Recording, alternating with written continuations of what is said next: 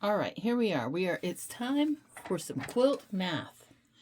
So this is my reference for the backing. This is from the Fat Quarter Shop.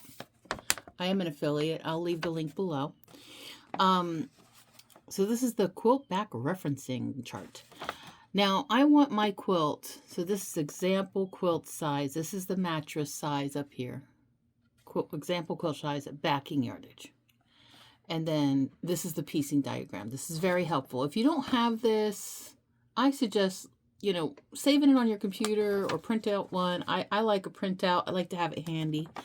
And I like my quilts oversized. I don't like anything little. I don't want to have to be pulling and tugging all night long to get my little tiny corner of my quilt. Okay? So I like it oversized. And I like for my quilts to drape down the sides of the mattress. I don't want it to be, okay, here's the mattress, and then it just stops like right there, like 2 inches. No, I want it to drape. I want to have a good drape on there, right? Because we're three-dimensional people. You get under, and then what happens? You don't have enough. So we're not going with this measly 84 by 92. We're going to do 102 by 108. And I realize that that is bigger than the king size. But this is how I roll. I like it big.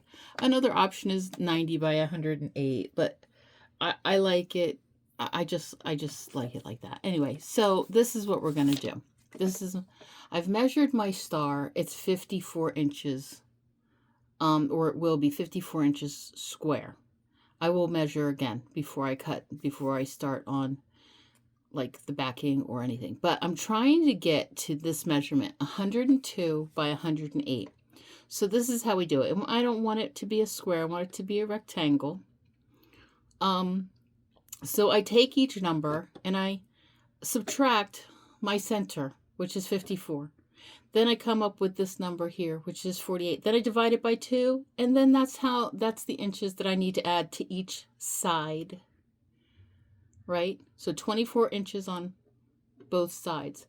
Now for the length, for the top and bottom, I take the 108 inches, I subtract the 54. So there's the 54. I divide it by 2, and now for the top and bottom, I need to add 27 inches.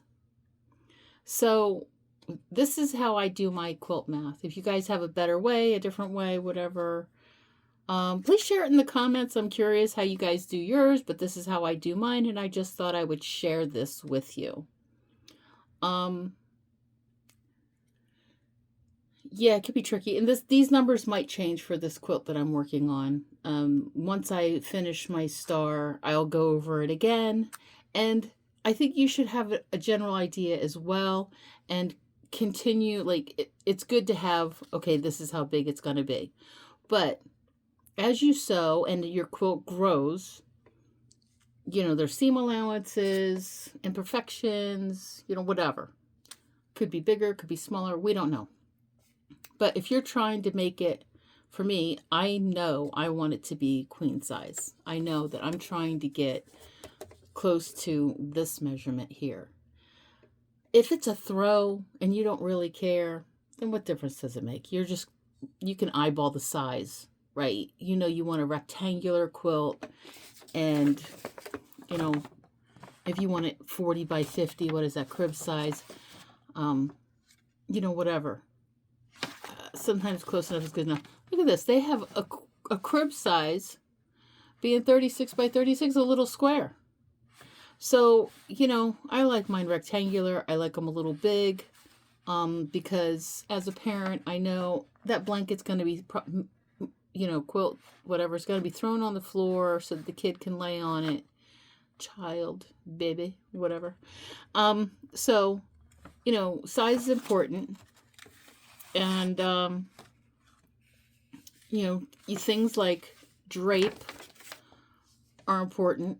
Keeping in mind that we are three-dimensional beings, and when we crawl under the covers at night, we take up space.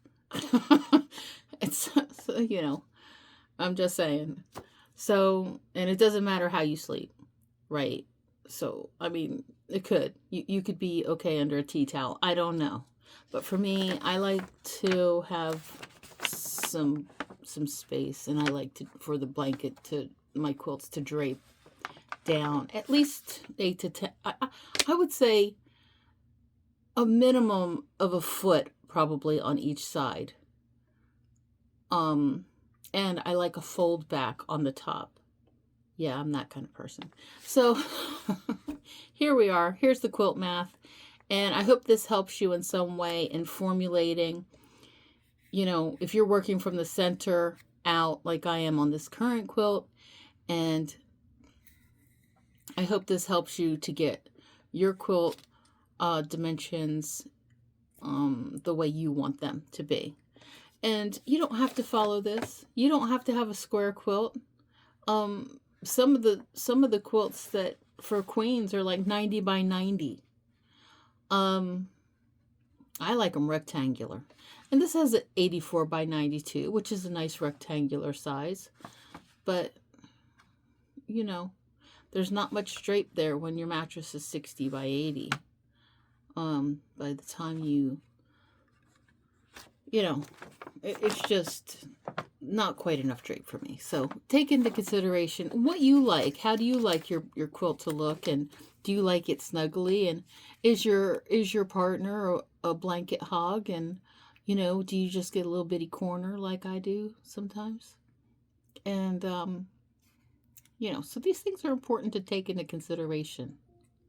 So I hope this information helps you today. Please like, share, and subscribe if you haven't done so already. We're on the road to 1,000. And,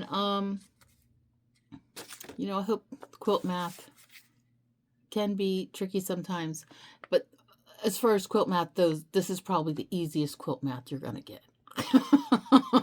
Y'all have a beautiful day.